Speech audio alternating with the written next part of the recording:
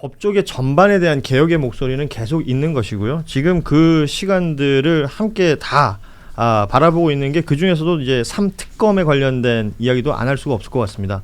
우리 김승원 의원께서는 뭐 여러 제가 방송에서 인터뷰하시거나 네. 의견 내실 때 보면 그 특검에 여러 현안들이 있으니까 뭐 네. 그중에서도 이 공직선거법 위반했던 김건희 특검 내의 내용, 그러니까 네, 네. 공천 개입, 뭐 혹은 선거비용 초과, 그러니까 우리 흔히 말하는 이 관련해서 여론조사 네. 조작, 네, 네. 이게 이제 공소시효가 가장 일찍 끝난다라는 얘기를 하셨더라고요. 예. 그럼 이게 8월 초. 8월 원래 3일, 4일로 제가 생각했는데 거기 특검법에 예. 그 수사가 개시되면 공소시효가 정지된다. 예. 그 조항이 있어서 다행히 그 뭐 8월 달 공소시효가 종료되지는 않고요. 어쨌건 핵심은 윤석열이 선거 관련해서 첫 번째는 대선 비용을 초과 지출했다. 그 부분. 예. 예화랑까지 합치면 아마 10억 정도가 될 것 같다는 그렇죠. 생각이 그러니까 들고요. 사설 사무소가 선거 사무소가 있었다. 그렇습니다. 예. 네. 이거는 뭐 선거법 위반인 것이고 굉장히 중요하게 봐야 되는 부분이다. 그럼요. 예. 당선 무효형이 나올 만한 예. 충분한 사유가 되고 두 번째는 이제 여론 조작해서 예. 본인이 대선 후보도 되고 또 나중에 이제 대통령 선거도 명태균과 연결된 이 그렇습니다. 내용이고요. 그 두 가지를 기소하면 윤석열이 이제 당선 무효가 될 뿐만 아니라 국민의힘이 393억 원인가요? 예, 394억 원. 선거 보전 비용을 반환해야 되니까 국민의힘이 이제 분열과 해체 수순으로 가는 거 아니냐. 아니 그러니까 선거 비용을 보전받지 못하는 이 어떤 케이스들이 왕왕 있었다고는 보겠지만 대선에서 네네. 이런 일은 지금까지 없었잖아요. 없었죠. 그죠. 근데 이제 검찰과 국민의힘이 우리 민주당 이재명 대통령을 향해서 그걸로 이제 계속해서 그랬었죠. 예. 그걸로 예. 그 뭐야 뭐 누굴 알았냐 몰랐냐 허위사실 유포 가지고 얘기를 했었으니까. 그거 갖고 집행유예 1심에서 나왔잖아요. 근데 그게 만약에 유죄가 됐으면 민주당이 오히려 이제 400억을 토해내야 되지 않습니까? 그럼 민주당은 정말 고난의 길로 들어서는 거죠. 똑같은 그런 그걸 그대로 지금 돌려주고 싶다. 공평하게. 네네. 그뿐만 아닙니다. 이제 당선 무효가 되면 전직 대통령으로서 예우를 해야 될 이유도 없죠. 없어지죠. 당선이 된 게 아니니까. 네, 중앙지법이 주차하기가 굉장히 힘듭니다. 이제 걸어서 재판에 출석하게 되시겠죠. 이게 주차에 예민하더라고요. 아니 노영희 변호사도 그렇고 중앙지검에 가서 재판하시는 분들은 그 주차에 굉장히 예민한 거예요. 거기 엄청 힘듭니다. 어. 거기 시간 맞추기가 정말 힘들어요. 근데 본인은 이제 그 윤석열 전 대통령이 출석하는 날은 매일이 법원에서 옵니다. 그렇죠. 오늘 혼자 파니까 오지 마라. 알아서 걸어와라 이렇게. 근데 이제 그런 일이 없어지는 거죠. 이제 주차도 본인이 하셔야 되고. 그러니까 본인의 주차 편의를 위해서 전직 대통령을 지금 당선 무효시켜야 된다 이렇게 보는 거예요. 그렇죠. 정의 실현을 위해서 그런 거죠. 정의 실현을 그러니까 위해서. 이게 국민의힘 선거보전 비용 이게 만약 이 얘기 나왔을 때요. 그래서 이런 얘기도 있었어요. 그래 국민의힘이 이거 토해내게 되면은 민주당 쪽에 같이 이걸로 서로 퉁치자고 할 거라 이렇게 있었습니다. 서로 선거 비용 보전 하사 그런 데서 주지 않는 걸로. 그런 데서 정치 복원이 이루어지는 건가요? 네. 선거 비용 예. 협치로 퉁치는 걸로. 아니 우리 김성원 의원께서는 그 어제 예결위가 있었고 여기서 외교부 차관 상대로 이제 질문을 하신 내용들이 있었잖아요. 네네네. 캄보디아 ODA 사업 관련해서 그렇습니다. 이게 지금 뭐 시중에 많이 알려진 것처럼 통일교 쪽에서 네네. 건진을 통해서 로비가 들어간 거죠. 다이아 목걸이네, 뭐 샤넬백이네 이런 것들이 김건희 씨 쪽으로 가고 그렇습니다. 그게 일련의 로비가 작동하여 네. 이 관련된 예산들도 갑자기 확 올라가고 확 올라갔죠. 그리고 이게 결과적으로는 이 돈들이 이렇게 쓰인 이후에 검증할 방법이 없다는 것 아닙니까? 그렇습니다. 네. 그러면 이게 만약에 사실관계로 드러나는 거라면 그 로비를 통해서 통일교에 이익을 주기 위해서 아니면 혹은 또 제3자가 뭐 우리끼리 하는 말로 슈킹하기 위해서 이런 일이 벌어졌다면 이건 굉장히 심각한 일 아니에요? 심각하죠. 이 외교부에서 어떤 입장을 내놓은 게 있어요? 모르겠다는 겁니다. 그래요? 예. 이게 좀 굉장히 속편한 얘기 아닙니까? 아니 뭐 그 외교부 차관도 왜 이렇게 증액이 되고 또 이 돈들이 어떻게 이렇게 조성이 되고 쓰여지는지 자네들은 모르겠다. 검증할 방법이 없다. 이런 거고요. 검증할 방법이 없다? 네네. 이게 그러면 해먹기로 마음먹은 사람 입장에서는 굉장히 매력적인 돈덩어리네요. 그렇습니다. 네. 이게 원래 캄보디아 ODA 예산이 뭐 1,700억, 2,000억 정도였다가 이게 2025년도에 4,300억으로 확 늘어나거든요. 그러니까요. 두 배가. 예. 근데 그 중에 648억이 이게 지금 그 민간협력 전대차관이라고 해서 그냥 캄보디아 은행에서 뭐 특정한 사업이 없이 그냥 막 뽑아서 자기들이 알아서 알아서 쓰는 겁니다. 나중에 우리나라가 그걸 갖다가 648억을 보충해 주는 거고요. 그러면 얘네들이 쓸 때 근데 통일교가 캄보디아에서 어떤 특정 세력과 연계가 된다면 예, 예. 648억을 여기저기다가 막 뽑아 쓰고 증빙 자료 없이 그냥 딱 끝나는 아까 말씀한 슈킹 하면 끝인 거죠. 근데 이제 더 웃긴 건 통일교랑 지금 틀어졌다는 거 아닙니까? 그래요. 예. 김건희 여사 측이 그러니까 이제 저희 추측에는 김건희 여사 측에서 보니까 이거 괜찮네. 마음대로 뽑아먹을 수 있네. 우리가 먹어야지라고 해서 결별이 된 것이 아닌가. 나누지 않고 나 혼자 다 먹을 수도 있겠다. 네네, 우리가 먹을 수도 있겠다. 도이치 파이낸셜이 그 캄보디아에 진출해 있다라는 거를 이제 좀 다른 매체에서 그런 봉지욱 보도도 기자가 있어요. 얘기하고 있는 거죠. 예. 맞아요. 야 이게 뭐 소위 말하는 이런 표현이 적절할지 모르겠는데 그 눈먼 돈을 찾았다라는 생각을 하고 있는 것 같아요. 통일교도 계속해서 그러니까 해외 선교나 이런 것들이 통일교의 무슨 중요한 일이라고 저는 알고 있는데 그런 것들이 선교 활동이 아니라 이익 활동 거기에 권력을 이용하려고 하는데 이 권력 입장에서는 이용 당하는 게 아니라 내가 할 수도 있겠다라는 생각을 만약에 해버리면 이게 굉장히 혼탁한 일이 벌어질 수밖에 없는 근데 거고. 이게 캄보디아에도 그렇지만 인도네시아에도 648억이 똑같은 같은 형태로 전대차관이 좀 예산이 2025년도에 들어가 있고요. 근데 거기다가 이제 윤석열의 핵심 라인을 또 대사인가요?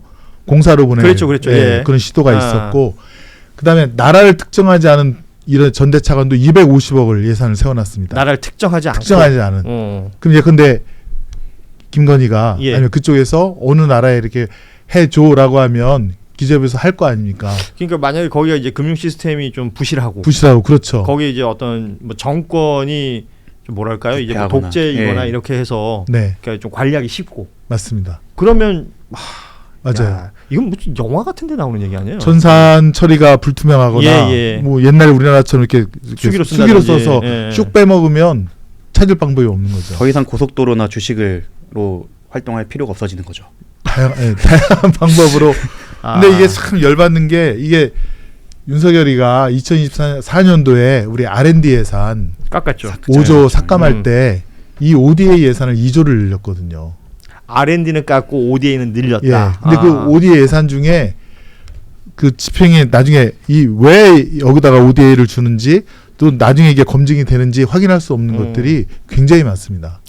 와, 이게 이런 것들이 다 특검에서 밝혀야 될 내용들인 건가요? 아마 관련 사건으로 특검이 밝혀야 될 내용이고 특히나 캄보디아는 해야 됩니다. 그렇죠. 김건희 특검 내용 중에 또 들어있는 부분이기도 하고. 그렇습니다. 이번에는 이제 우리 정구승 변호사 계시니까 최혜병 특검 관련해서도 이야기를 좀 하겠습니다.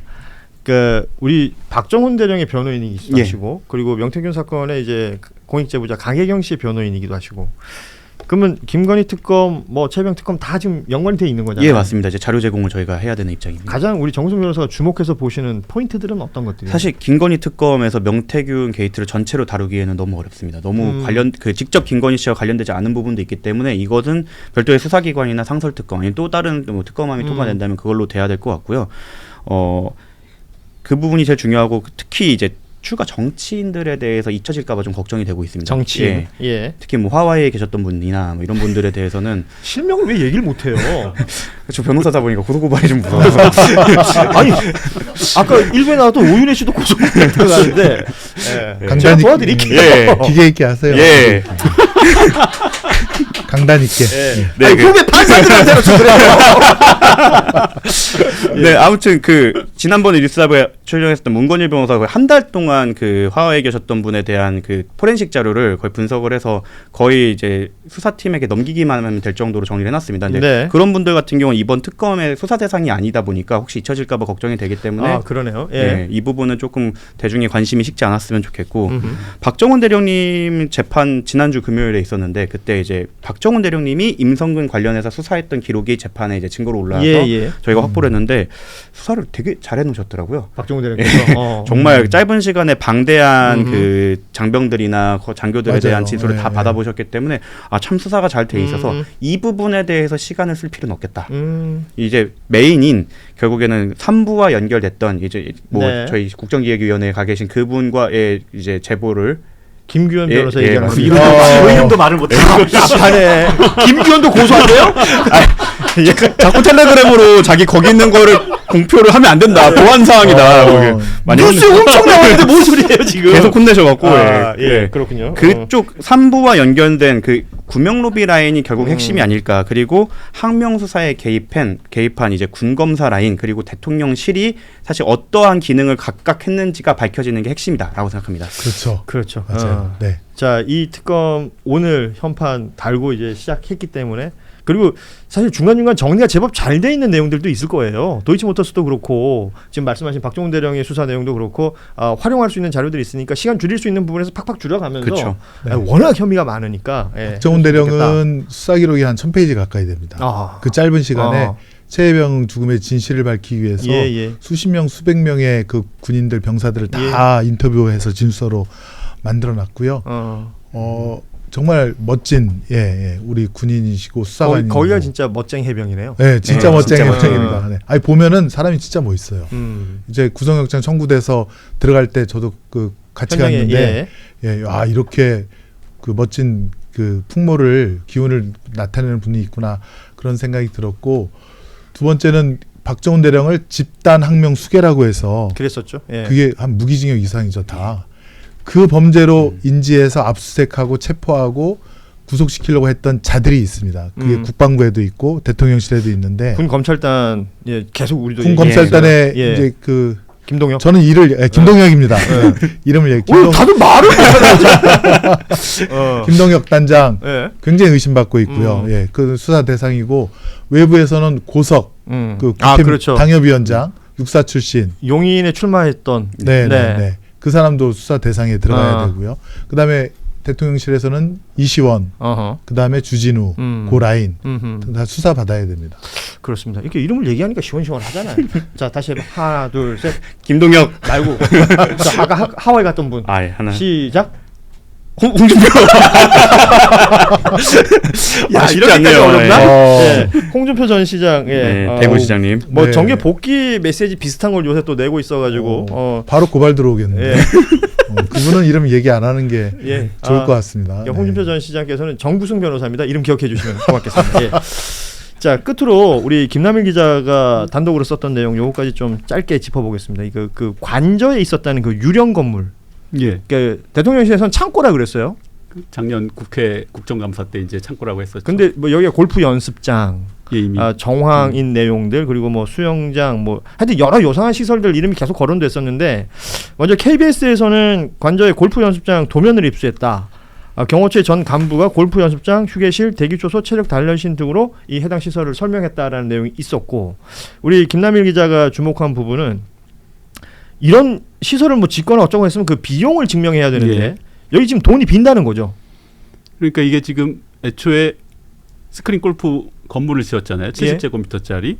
근데 이제 그 감사원 감사에서 그 부분이 안 나왔어요. 근데 이제 보면 그때 관저 감사 대상 되는 게 관저 이전해서 각종 시설물 공사 예산은 다 봤다고 했는데 그 부분이 싹 빠졌고 그러면 이제 나중에 이제 그 부분이 논란이 되니까 이게 경호처가 우리 돈으로 지었다.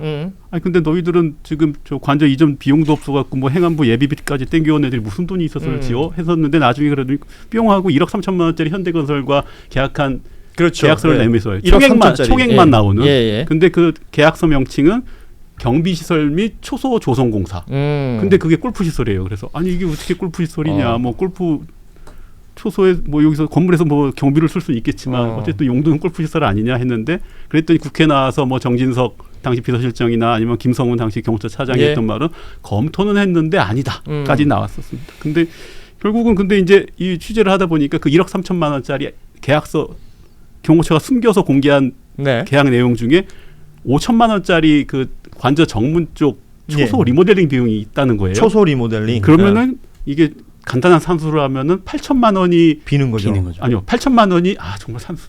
8천만 원이 건물 스크린 골프용 건물 비용이 되는 거예요. 그렇죠. 그러니까 그 아까 말했던 우리가 창고라고 얘기했고 유령 건물 거기에. 그러니까 애초에 1억 3천만 원짜리라고 했다가 알고 보니 5천이 빠지니까 8천이네.